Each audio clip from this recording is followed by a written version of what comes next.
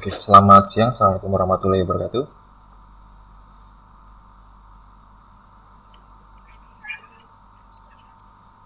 Ini Mas Rifai kemana lagi? Tadi ngajak gabung. Mas Rifai, nggak ada ya? Ayo kamu gak, saya WA dulu. Ayo kamu juga gabung. Saya sudah di meet. Oke. Nah teman-teman, hari ini kita lanjutin materinya terkait dengan tadi DBMS ya. Oke. Kamu share screen ya. Nah, di mata kuliah ini jenisnya teori dan praktek. Berarti nanti ada prakteknya. Kalian akan ada karyanya. Selesai dari perkuliahan ini ada karyanya, ada hasilnya. Nah, oke. Nah, iya ya. Nama kuliah kita kan SBD ya, Sistem Basis Data. Nah, saya kasih judul kayak gini, SBD, SMBD, DBMS. Karena memang ini database management system. Kalau bahasa Indonesianya sistem manajemen basis data. Ya. Oke, kita mulai.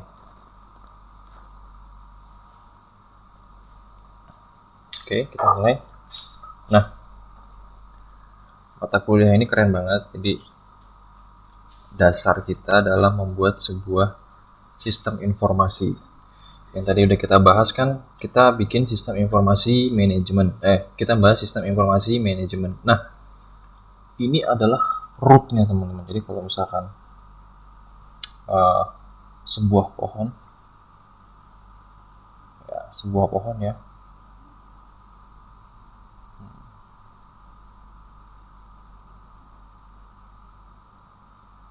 nah, dimana ini adalah SIM, pohon SIM, maka SBD atau sistem basis data atau sistem manajemen basis data atau bahasa Inggrisnya database management system adalah akarnya.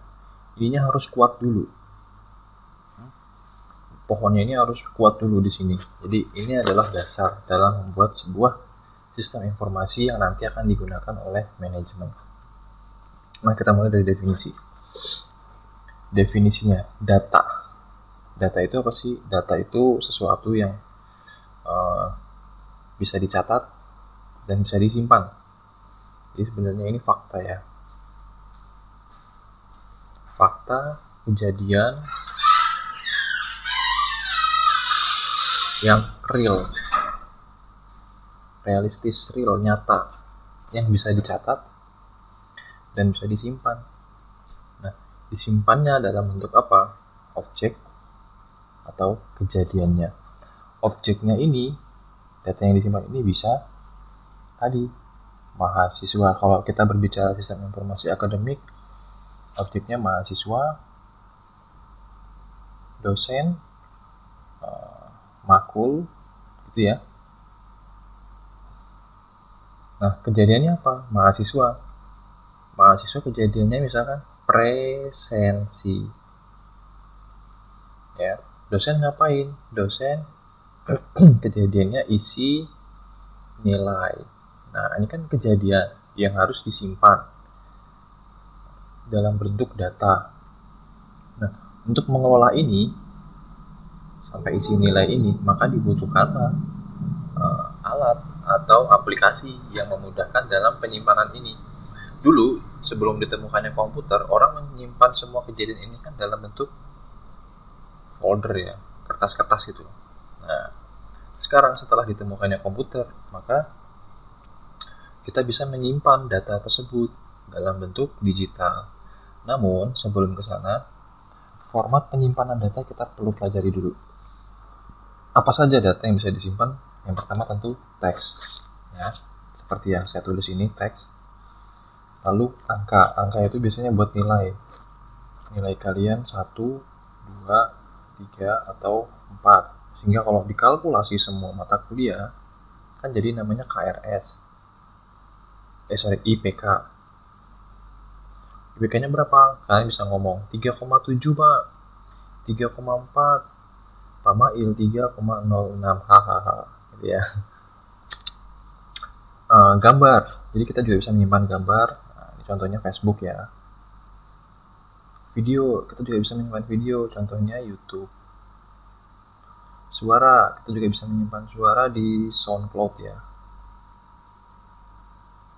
Nah, di SoundCloud.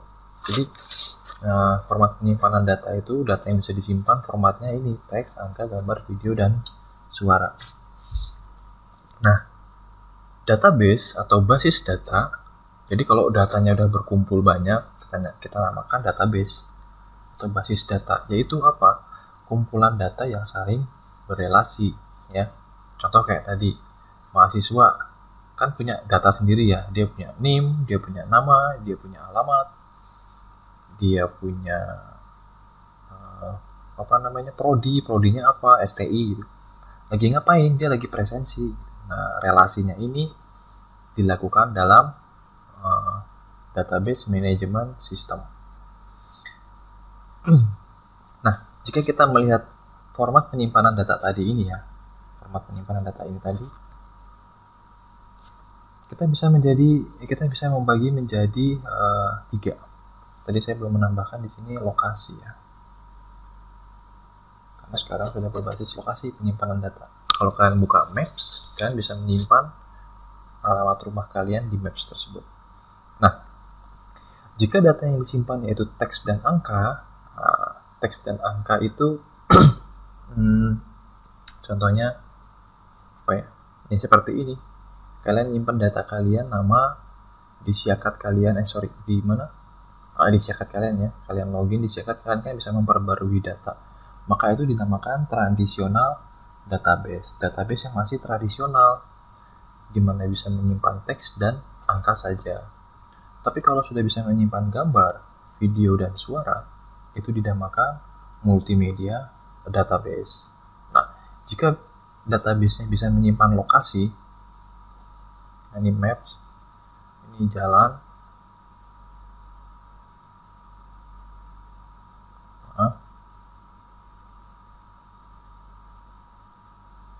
nah, terus di sini ada rumah, kamu kasih ini ya, pin, lalu kamu simpan. Nah, ini dinamakan GIS,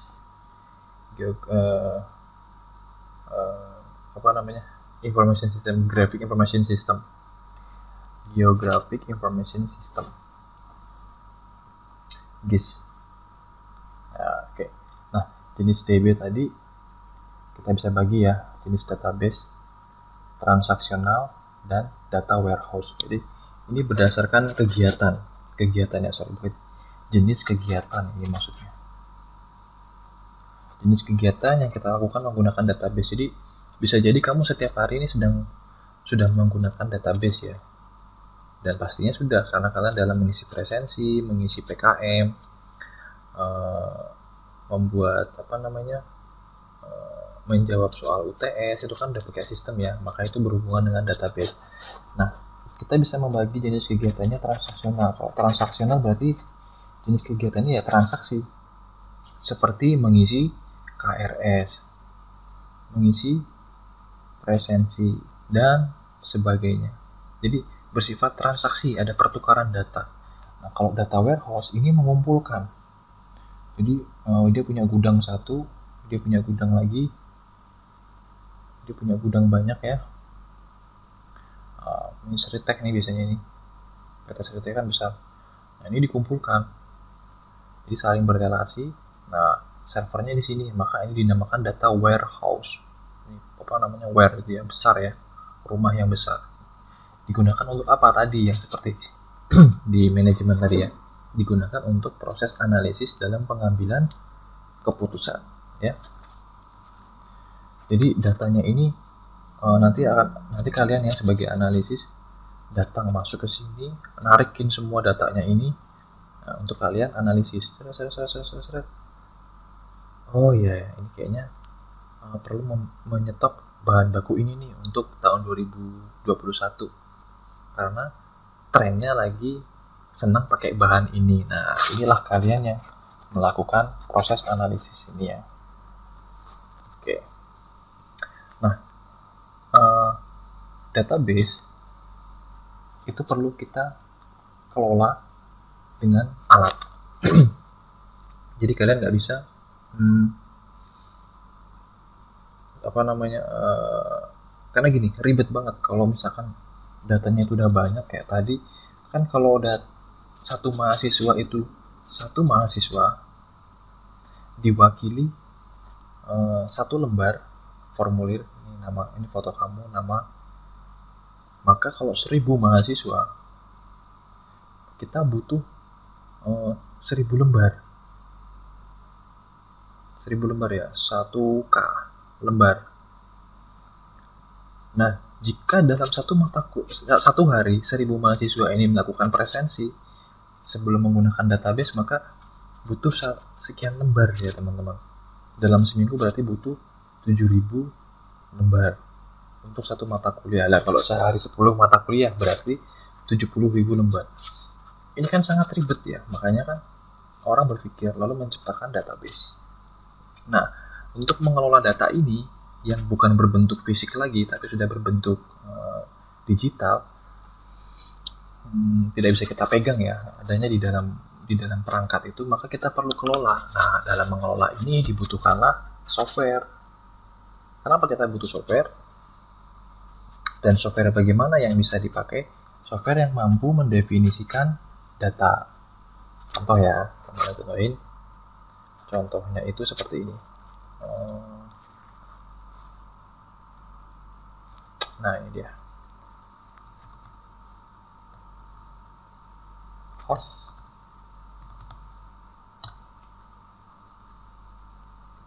Nah, ini salah satu DB aplikasi untuk mengelola database.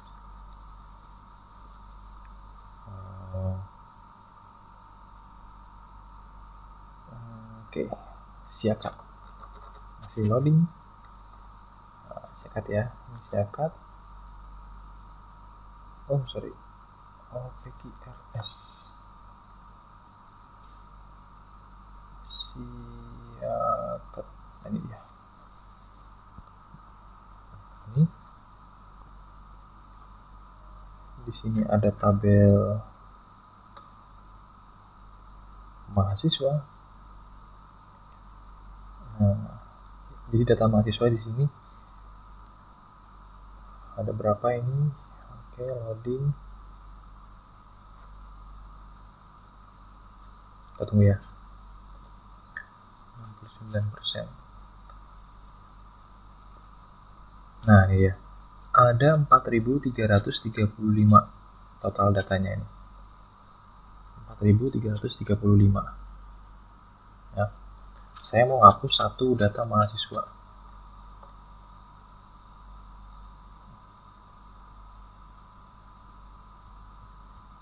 Error datanya ini. Nah, ini kalau saya hapus dengan DBMS sangat mudah sekali. Jadi, malah kembali. Jadi kita perlu kenapa kita perlu DBMS? Kita perlu softwarenya, ya ini untuk mendefinisikan data, mampu membangun database, dan mampu melakukan manipulasi. Manipulasi itu create dulu ya. Create itu membuat data, create, update, dan delete. Nah, create itu seperti saya bikin presensi. Ternyata materinya salah, maka saya lakukan update. Oh, ternyata sudah ada kelas itu, maka saya bisa delete. Nah, ini semua dapat dilakukan menggunakan software. Apa saja softwarenya? Satu, Oracle. Ini database berbayar. SQL Server, tapi ada juga yang gratis sih. SQL Server Microsoft Access. Jadi kalau kalian pernah buka Office, MS Access, ada ya? Saya nggak install kayaknya. Oh, ada. Nah, ini juga alat untuk mengelola database sebenarnya teman-teman. Jadi kalau kalian install Office, lalu kalian centang semua, nanti dia akan menginstal Access. Ini juga bisa untuk membuat database. Dan yang selanjutnya ada juga namanya MySQL. Nah, MySQL ini yang tadi saya tunjukkan. Nah, ini namanya MySQL. Ya, database MySQL yang dikelola menggunakan PHP MyAdmin. Gitu. Oke, nah tadi mana ya? MySQL. Nah, ini dia. Ya, tuh. MySQL. Oke. Next. Tadi kan saya udah bilang database ini sangat fundamental, sangat penting sekali. Fundamental itu penting ya dalam membangun sebuah sistem informasi. Kenapa sih kok kita ngomongin sistem informasi terus? Iya, karena kuliah kalian kan sistem dan teknologi informasi. Kalian itu bisa membuat sebuah sistem informasi atau membuat teknologi informasi yang bermanfaat bagi orang lain. Jadi gitu. Kuliah ini itu, perkuliahan kita, jurusan kalian itu membuat aplikasi. Nah, bagaimana membuat aplikasi? Tergantung kebutuhan. Sekarang udah banyak banget bikin aplikasi tanpa harus ngoding, tinggal klik itu juga bisa, banyak, nanti saya ajarin. Nah, lanjutnya ya, komponen database system. Oke, jadi dalam sebuah database system itu punya komponen yang pertama pasti adalah database-nya itu sendiri, lalu DBMS. Database Management System. Database itu datanya tadi data. DBMS itu aplikasinya kayak MySQL, Oracle, dan lain sebagainya. Nah, semuanya ini kan tentu harus disimpan, terinstall di dalam komputer. Nah, di dalam komputer itu ada yang namanya hardware. Untuk menyimpan database biasanya itu di hard disk ya. Kalau mau nggak di hard disk ya di flash disk gitu. Nah, kalau nggak di flash disk, PTI, masih ingat nggak PTI? Pengantar teknologi informasi. Ada kan yang namanya CD atau DVD. Nah, ini kan media untuk penyimpanan data. Hardware juga tidak bisa berjalan tanpa adanya sistem operasi. Maka kita butuh sistem operasi.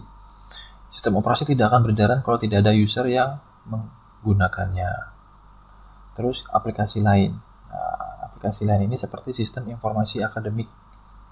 Nah, jadi memanipulasinya lewat sistem. Kalau kalian ingin memanipulasi lewat sini langsung, kesulitan kalau kalian lupa query-nya gitu. Nah, contoh kayak gini nih, agama. Aduh, masih berat banget ya. Agama ini. Saya ingin menambahkan agama baru. Maka perintahnya adalah insert ini. Ya. Query-nya adalah SQL ya. Pakai ini. Query-nya adalah kan insert into gitu ya. Insert into tabel apa? Tabel agama.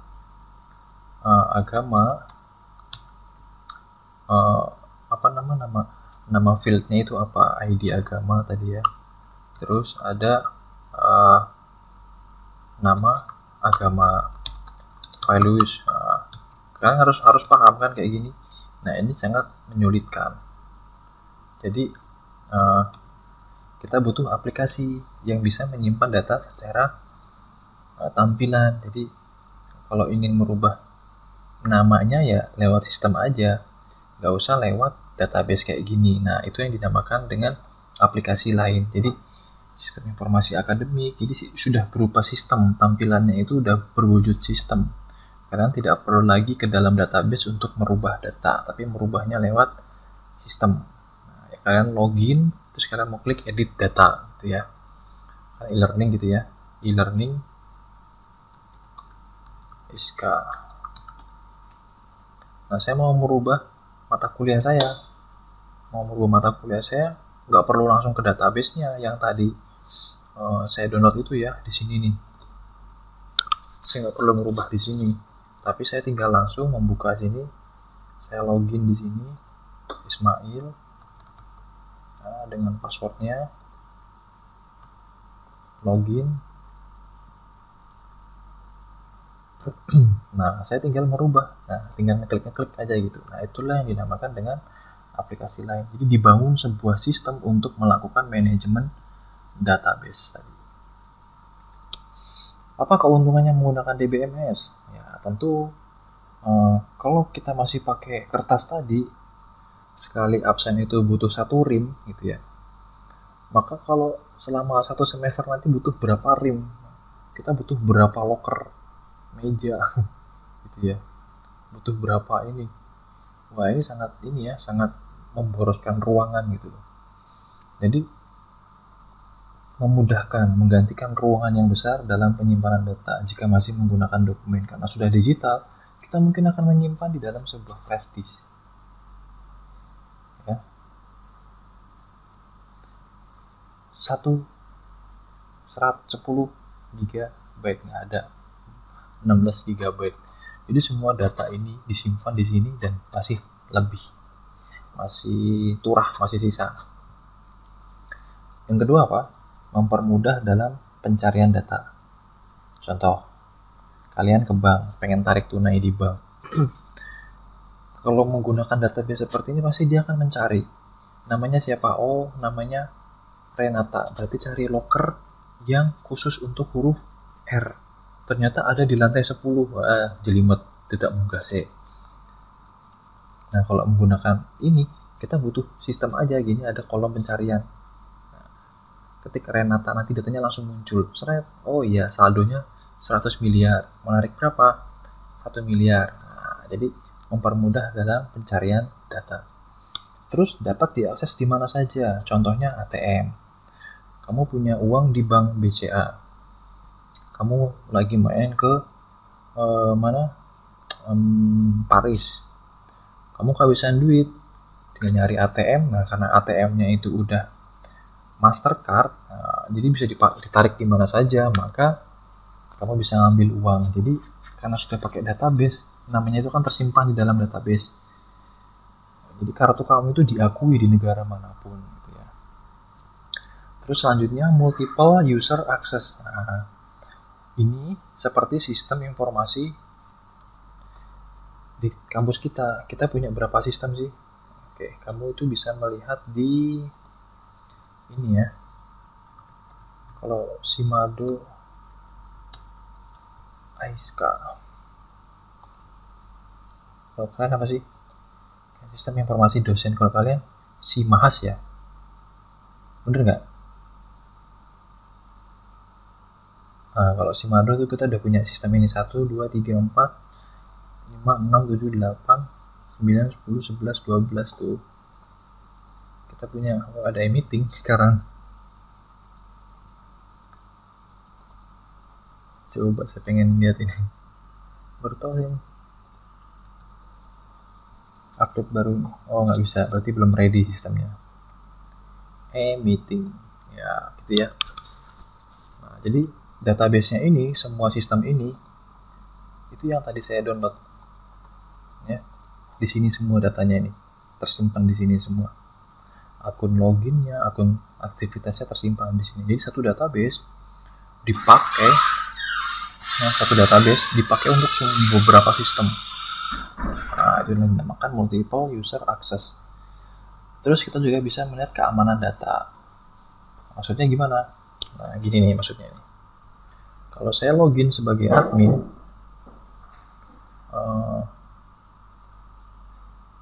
nah ini dia. Ini saya login, saya punya sistem namanya ujian psikologi. Kalau saya login admin, menunya yang muncul tuh ini. Tuh. Saya bisa bikin peserta baru, saya bisa ngedit soal, saya bisa membuat sebuah tes, gelombang tes gitu ya. Tapi kalau peserta yang login, menunya cuma tes saja gitu. Nah, gitu loh. Jadi ini yang dinamakan dengan keamanan data. Jadi membatasi data apa saja yang bisa diakses. Selanjutnya, keuntungannya apa? Data terjamin lengkap. Ya. Terjamin lengkap itu begini contohnya. Sistem login ya. Tadi mana? Sistem login. Nah ini dia. Nih. Ini sistem akademik yang baru dibuat. Nanti kita bikin kayak gini ya, gampang banget kok. Nah ini contoh kita bikin akun baru, terus datanya kan kosong ya, nggak terisi ya. Terus kita klik register, artinya mendaftar. Kita coba klik. Nah, sistem membatasi bahwa nama harus diisi, email harus diisi, password harus diisi. Nah, itu di sini nih, dilakukan di sini.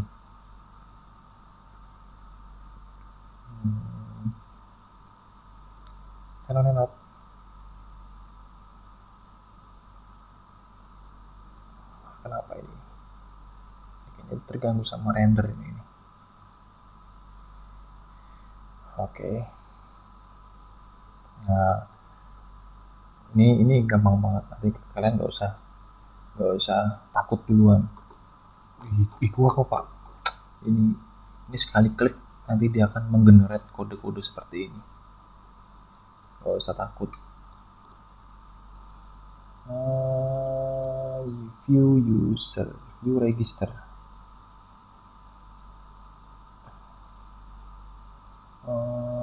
Out register. Nah itu nanti dilakukan di sini nih, tuh from error. Jadi dia akan nunjukin kalau ada errornya. Errornya apa? Nah, itu adanya di controller out. Nah ini dia.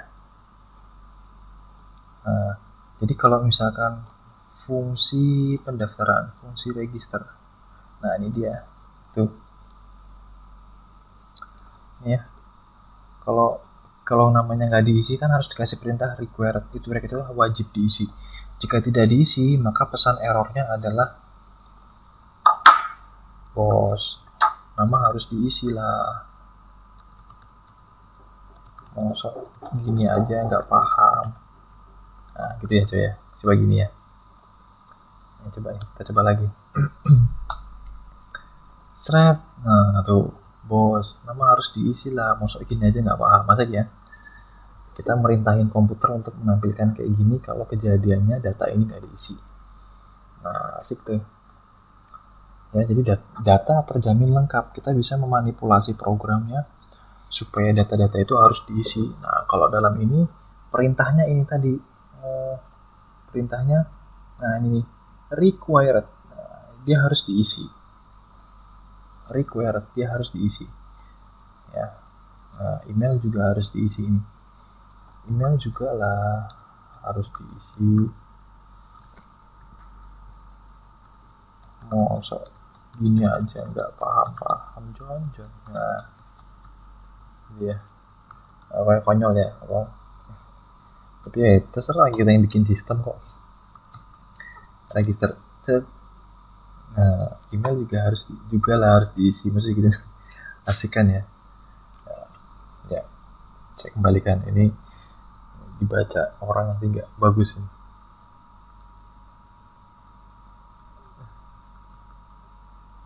Dah pesannya ini aja. Nah gitu ya, ini yang dimaksud dengan data terjamin lengkap itu begini.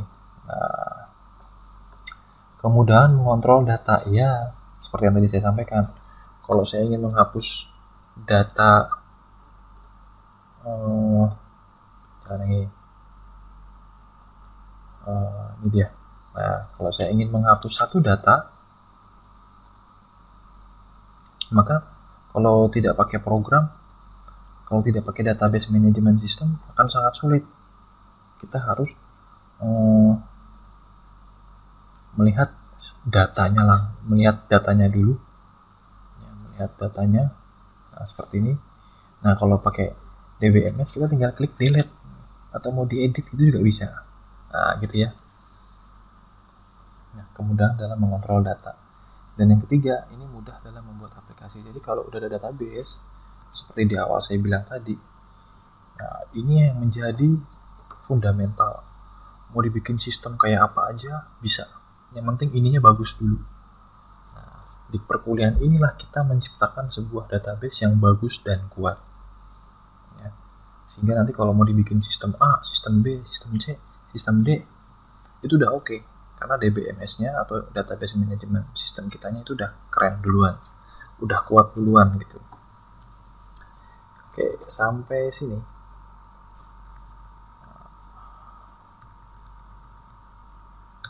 Oke, sampai sini kita simpulkan. Jadi data itu adalah fakta atau kejadian. Jika data digabung dengan data, maka kita sebut dengan database, basis data. Nah, database perlu dikelola menggunakan sistem. Nah, kita namakan DBMS atau Database Management System. Ya. Nah, DBMS dapat dibuat dengan beberapa aplikasi seperti Oracle, Microsoft Access, SQL Server, atau MySQL. Penggunaan DBMS itu untuk transactional database atau untuk data warehouse. Komponen database sistem adalah database itu sendiri,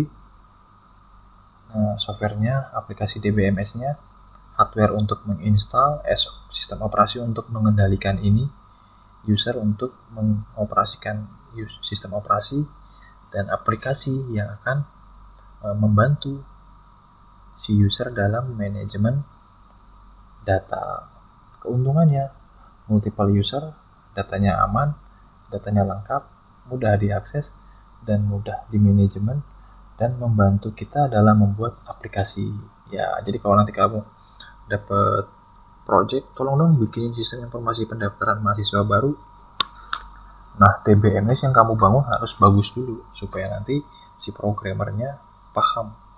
Oh, nanti data ini mengalirnya ke sini, nanti data ini diambilnya di sini, data ini dipakainya di transaksi ini. Kira-kira seperti itu, teman-teman.